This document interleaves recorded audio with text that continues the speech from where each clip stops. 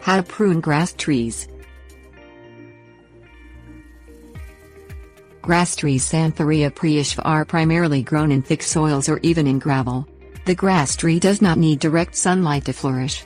If you have a grass tree that is turning brown, you probably need to prune it. When the leaves are turning brown, the leaves need to be cut in order to regrow.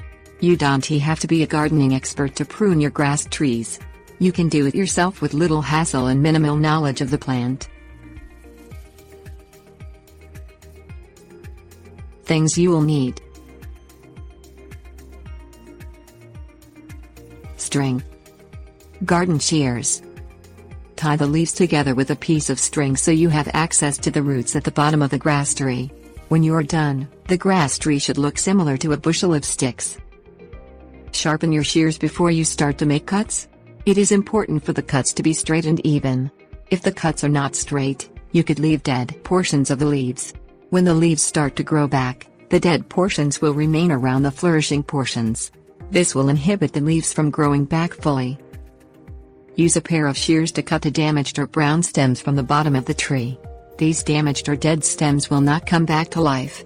When you cut them away from the tree, you give the tree the ability to create new stems and new leaves. Make an even cut when removing the stems. Untie the string and look through the tree for any brown or dead leaves. Make an even cut across the leaves to remove the dead portions from the tree. Remove any leaves that have even the smallest brown parts. These leaves are dead and the brown will spread up the leaf if left unattended. Gather the dead leaves and put them in a trash bag. Dispose of the dead leaves in your trash can or dump them out of your yard.